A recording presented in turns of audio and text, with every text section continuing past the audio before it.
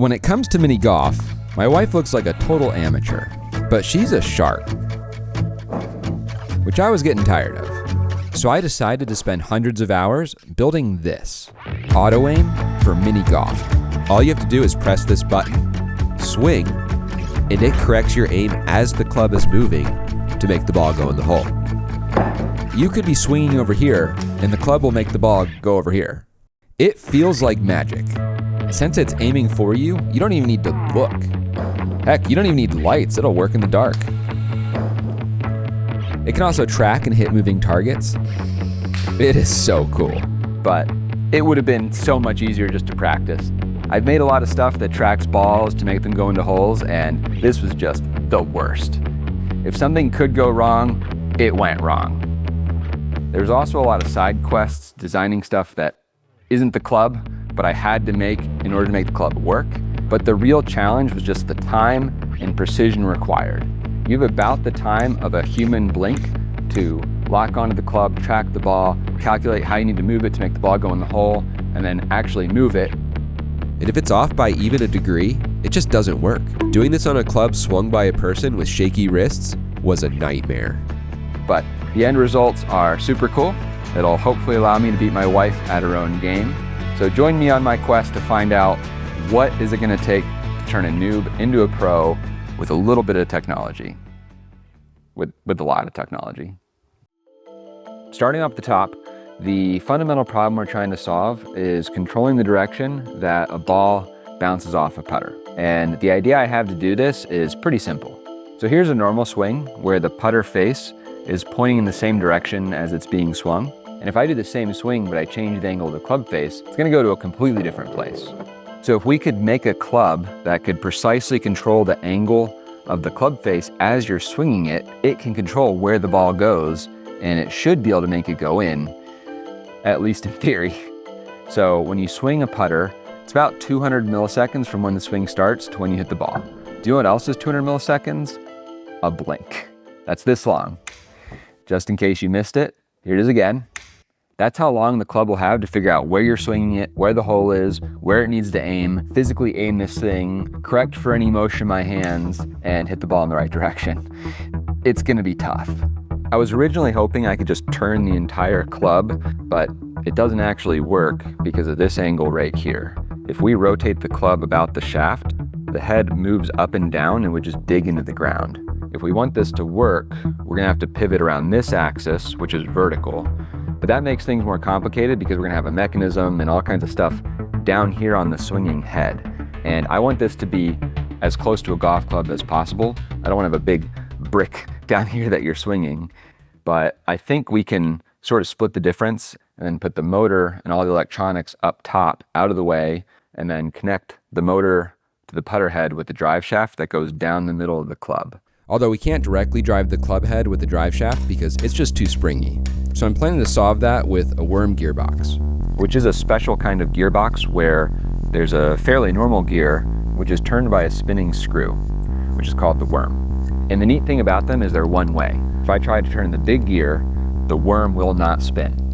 We can put one of these down at the bottom of the drive shaft. When the ball hits the putter head and tries to twist the drive shaft, the gearbox will lock up and it'll be nice and solid.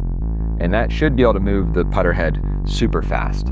But that's gonna give us another problem. If we try to twist this putter head super fast this way, it's gonna generate an equal and opposite reaction force, which is gonna try to twist the entire club in my hands the other way. And if that's happening, there's just no way that I'm gonna be aiming this thing accurately.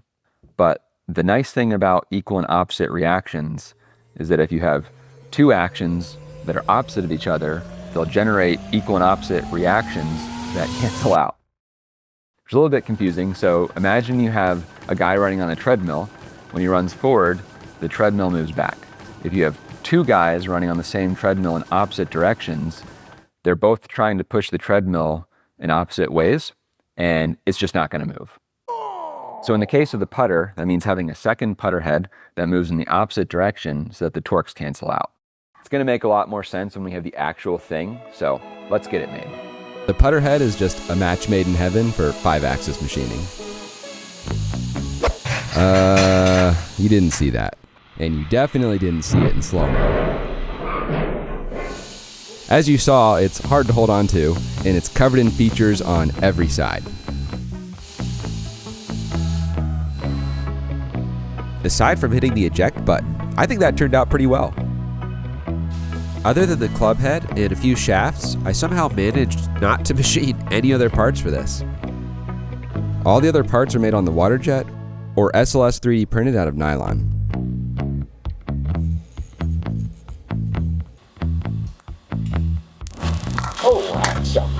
I really tried to think through the details of how this one will be assembled, where the wires go, all that kind of stuff. And I think that paid off because it went together with almost no filing or drilling extra holes, which is pretty rare. All right, we have the tiniest, cutest little golf club ever, and don't be alarmed by its small stature. I just shortened everything up so it'd be easier to move around and have on my desk when I'm writing the code and testing it. So let me give you the tour. Up top we have our motor, a high torque, low speed BLDC, with its position controlled by this little board called an O-drive. And you can't really see it, but there's a drive shaft that's connected to the motor that goes down the middle of this outer shaft to our gearbox, which turns the putter. And the worm drive output is sideways, so we have another set of gears that change its direction and turn the putter head. And then this goofy looking piece of metal hanging off the back is our inertial counterweight. It rotates on a second shaft next to the putter head, which lets us put a little gear between them so they always rotate in opposite directions. So there's an unfortunate side effect of having all these gears. Each set of gears has a little bit of space between their teeth, which lets them wiggle back and forth. Engineers call this backlash, and it's not good because the ball hitting the blade can move it, and it just won't be as accurate. And I had started to design a whole complicated thing, but I realized I can just attach a rubber band between the putter head and the counterweight, and that solves the problem. And I keep telling myself I'm gonna fix it later, but we all know that's not gonna happen. Now, if for some reason you wanna try to make this club or just wanna look at it more closely, all the design files are available for free. They're on Onshape, and there's a link in the description where you can sign up and get them. All right, it's time to see this baby purr. Do babies purr? Everything's moving smooth. Whoa, no, we don't wanna do that. Let's try that again. The whole point of this inertial balance is the club head doesn't move around when you move it quickly.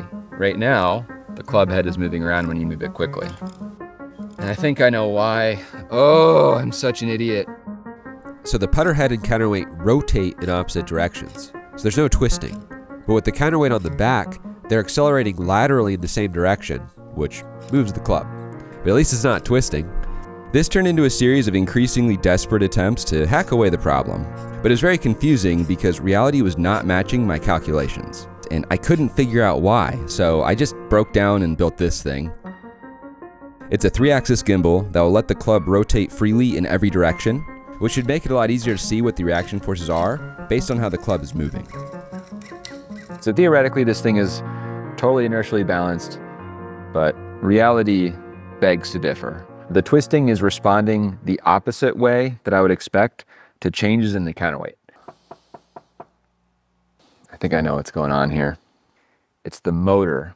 So when the motor accelerates, it also tries to twist the club with its reaction torque. But I was ignoring it because the motor's inertia is low. But I failed to consider that the gears make it accelerate 30 times faster, which makes it 30 times worse. Which finally explains why my math didn't match reality, because it was garbage. But this is actually really good. The motor's trying to turn the club in the opposite direction that the putter blade is, which means we can use it to cancel out the torque from the putter blade. So I modified the motor to let me add these little rings, which add mass to it and increase its inertia. And it seems like 2 rings will make the motor perfectly cancel out the reaction torque from the putter head, which means we can just get rid of the inertial counterweight. But we do need the putter head to be balanced when it spins, so I'm adding a static balance weight to the back, which should keep it from wobbling. All right, we've got the motor with the inertia rings, we've got the putter head with the counterweight so that it's balanced when it spins. Look at how good this is. It is so much better than my original super duper, totally incorrectly engineered design. There's still a tiny bit of balance shift, but there's basically no twist. I think this is good enough, and it's time to turn this little micro club into a full club. It's literally the same thing, except there's now a grip, a button, and some stuff to help us track it. But we can't actually do that yet because we don't have any mini golf holes to play on. And I considered going to a real mini golf course, but my experience has taught me I'm going to be sitting with this thing for probably at least a month trying to get it working. So I'm just going to make my own holes. My plan is to have a set of modular pieces that can connect in different ways. This should let me try out all the different mini golf shots. And they're pretty basic wood construction, but I am doing my best to make them flat and consistent, which is why the top is MDF. I don't want any knots or waviness making the ball move unpredictably. The perimeter is thick wall steel tubing, so I get maximum bounce consistency. And on top of the MDF is fake grass turf stuff, which is glued down to all the holes so there's no wrinkles or bubbles. Building these took way longer than I was expecting, but they are really nice. And I also made a loop. I don't have a good reason for this, I just wanted it. When you build a mini golf hole, you're legally required to just bounce the ball around it for about an hour. That's what I've been doing. And I noticed something very concerning. Every time the ball bounces off the wall, it jumps into the air. And I'm not going to get into the physics of this, but it seems unavoidable. And I also noticed something else. Watch this. The ball should be rolling in a straight line, but it's not. So it turns out I didn't make these holes flat, like at all. The middle is about 1 centimeter lower than the edges. Which means the turf is shaped like a bowl with a 1 centimeter drop over not very far. I just wanted to have level holes that the ball bounces nicely off the wall, but that is completely out the window. This is going to make our software that predicts where the ball is going to go so much harder. We've got the club, got the hole, but can't do anything useful yet because our computer doesn't know anything about anything, which is a problem because we want it to calculate how the club should move to hit the ball correctly. To do that, it needs to know precisely where the hole is, where the ball is, and how the club head is moving and rotating across time. And fortunately, I have the perfect tool for the job. You might remember my tracking cameras from the bow or the basketball project. They're called OptiTrack cameras, and they are amazingly good at tracking stuff moving in space. So you set the cameras up around whatever it is you want to track, and you attach these little reflective balls, which are called markers, to the things that you want to locate. The cameras send out a bright pulse of infrared light, which reflects off the markers back to the cameras, and they filter out all the light except for infrared, so they're seeing pretty much just the markers. And since multiple cameras are seeing the marker from multiple different locations, they can work out where it must be in space. It's kind of like triangulation. And they do this really fast and very precisely. Like right now, they know where this ball is within 0.5 millimeter, updating 240 times per second. I'm attaching a set of markers to the club shaft so I can track the path the club is following, and another set to the putter head so I can track its angle and position as I move it. Except I can't quite do that with these markers. I need to know the exact position of this face, and they don't tell me that. So I made this jig, which magnets to the putter face. And you may recall that 3 points define a plane. So if I know where these 3 markers are, I have a plane that I can offset back to know exactly where the club face is. And if I simultaneously measure this jig and the markers, I can compute the offset and rotation to go from these markers to the front of the club face. So now if we measure where those markers are with my tracking camera, we can use the offset and rotation to calculate where the club face must be. The ball is another tricky thing to track because we can't just have markers hanging off the side of the ball. And I tried using little reflective dots on the ball, but they're just too small and moving too quickly for me to get a reliable track. So I decided to just turn the ball into one giant marker by cutting out and carefully applying reflective tape to the entire ball. And it's not perfectly even. It probably won't bounce as consistently as a plain golf ball, but it seems to be pretty good. I'm not seeing it do anything weird. And it tracks really well. This is a trace of it jumping into the air after it hit a wall. Now that we got the tracking working, we know where everything is, but we still need some software that's gonna take that information and figure out what to do with the head of this putter. And if we wanna do the full mini golf, bouncing off walls and correcting for the curvature of the turf, it's gonna get very complicated. And I'm gonna do that, but I just wanna see this thing work. So for now, I'm gonna do the simplest thing I can think of, which is point it so that the ball will go straight toward the hole. So this turned out to be not simple at all, but we got it done. Using it is pretty straightforward. There's only one button. It's right under your thumb. And I have it because I don't want the club going crazy trying to track balls when I'm just carrying it around. So that tells it time to go crazy. And when you're in position, you just press the button. The computer starts tracking the club, looking for motion that matches a swing toward the ball. And if it sees that, it starts fitting a 6D trajectory to the path of the club, estimating how it will move and rotate before it reaches the ball. And then the club is also speeding up as it approaches the ball. So the computer's also trying to model that and predict its speed when it hits the ball. And throughout this process, my hands are moving around and tweaking the club. So it's measuring the deviation from its goal coming from my hands and adjusting the path in real time. So all of this is working together in perfect harmony so that just when the club reaches the ball, it hits it in the wrong direction. Why? I have no idea. I do know that we've just arrived at integration hell, which is where you try to put everything together and nothing works. So here's a little Whitman sampler of some of the problems I worked through. The motor had too much cogging, which would make the controller go unstable. The reflective metal on the putter shaft would occasionally confuse the tracking cameras. I accidentally fried the motor controller. I zigged when I was supposed to zag.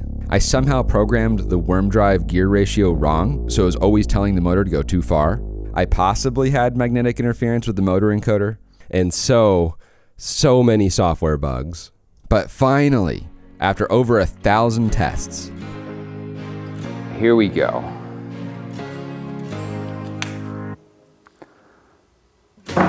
Oh yeah, that looks good. Let's see it do it again.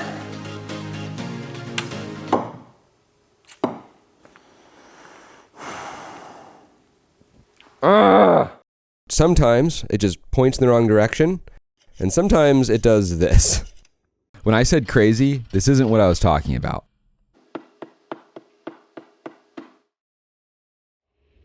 You've got to be kidding me. I've zeroed in on a huge issue. So the tracking cameras, they're monitored by a separate program, and there's a delay from when that program sees what the cameras see and when it sends it to my program, which controls the club. That delay is usually pretty small, like 10 milliseconds, but sometimes it's longer. Which is a big problem. Because I'm telling the motor, go here, and it says, okay, I'm here. But my tracking cameras are sending me old information and say that it's here. And a mismatch between these is normal. It happens when my hands twist the club. So my software says, oh heck, you must have twisted your wrist. We need to move the blade a lot more, which makes it overshoot. And eventually the cameras catch up and say, the putter head's now over here. And my code goes, whoa, what is with this guy's wrist? Bring it back. Overshooting the other way, and on that the perfect cycle of wrongness repeats perfectly out of phase. Which is exactly what I get for running this on Windows and writing my code in Python. And I know I should just rewrite all the important stuff in C++, but I don't have to because I have a hack. We're gonna trade off future me's frustration and anger for quite a lot of instant gratification, which I think is a good trade. What we're gonna do is just ignore all of this and fix it in software. We're gonna track the latency between the two programs. If I get information from the tracking cameras that's 200 milliseconds old, I can just use the information from the motor that's also 200 milliseconds old, and they'll sync up and everything will be stable. I am planning to fix it properly, but for right now, I just want to see this thing work. All right, let's see if this thing can work.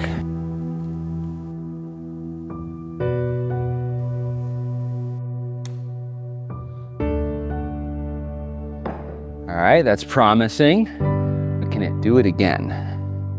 It's not even aim because I shouldn't have to. Yes! All right, it definitely works. See if we can do one more. Oh, I have to hit it a little bit harder if I want it to actually go in, but yes! Finally! Finally! Oh, what a pain. Let's aim at that wall and see if it goes in. Here we go.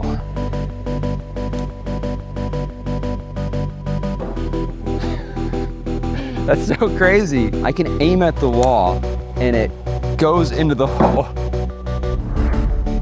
It feels completely wrong, but it also feels kind of right. I don't know.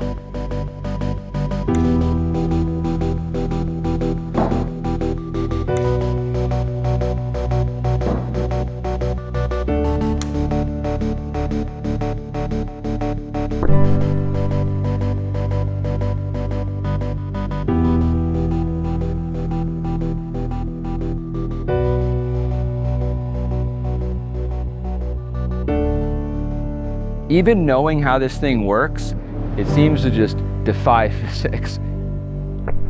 Is like blowing my mind.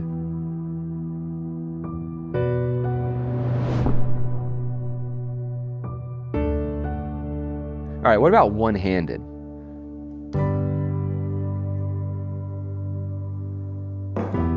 All right, behind the back.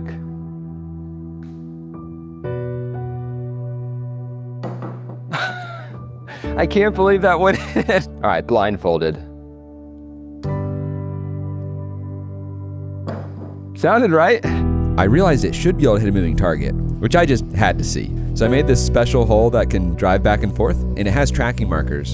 So my software can track it, predict where it's gonna go, aim at that point, and then... That's crazy.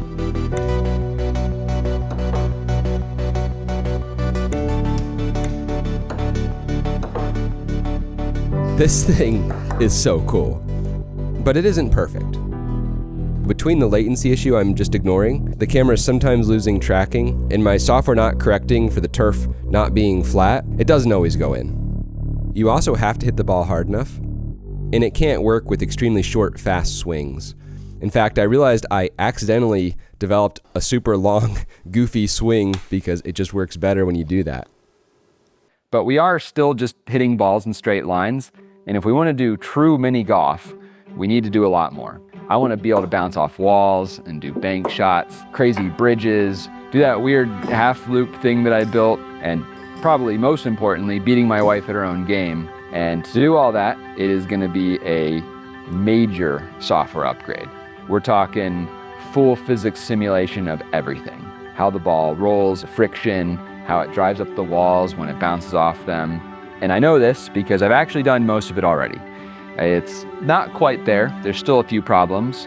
One of the biggest ones being it takes 25 hours to compute between every shot, but details. I'm gonna get that worked out. But there's just so much to it, and this video is already so long. I think we need to call this part 1, and part 2 should be out a lot sooner than videos normally take, because I'm pretty far into it. If you want to make sure you don't miss it, make sure you're subscribed. And if you have any good ideas for things I could make this club do, let me know in the comments, but make sure the ideas aren't too good. I don't want to spend a month doing something that I didn't plan on doing. So I guess for now, the only thing left to do is to see, is my wife as impressed as she should be?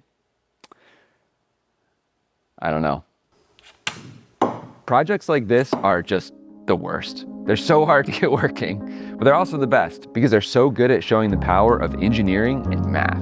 And if I've done a really good job, you're inspired to get out there and learn some stuff. And if that's you, I really hope you'll check out this video's sponsor because it'll help you. It's a tool for learning technical stuff called Brilliant. So for the longest time, I didn't think I was a math person.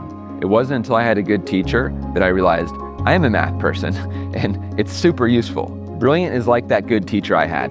It can make you a math person because it teaches in a really smart way. It'll take a complex subject like geometric transforms and give you the theory and then guide you through using it to solve actual problems. So you're learning by doing, which does something subtle but important. It turns theory into a tool that you know how to use and builds your intuition and understanding of how things actually work.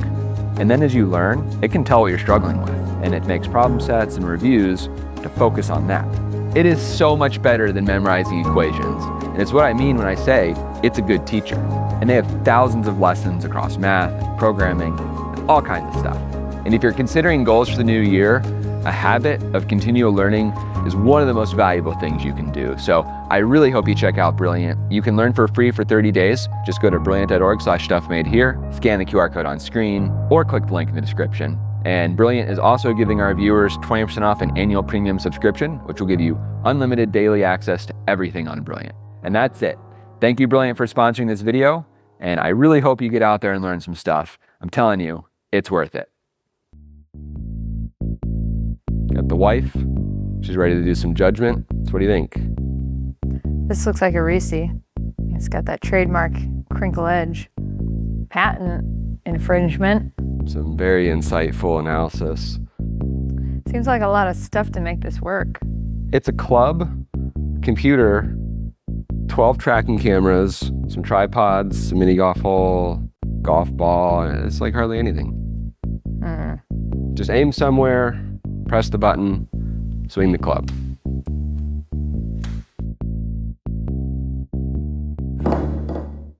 Wow, you're really good at mini golf. Wow, you're really good at mini golf.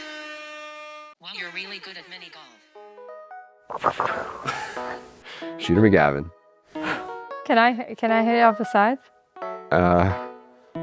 Sounds like a no. In the future. They said in the future there'd be flying cars.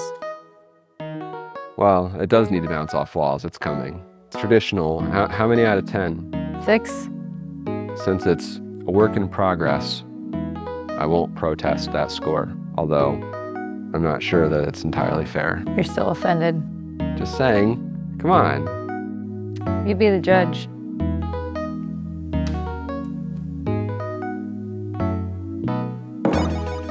Wow, you're really good at mini golf. Wow, you're really good at mini golf.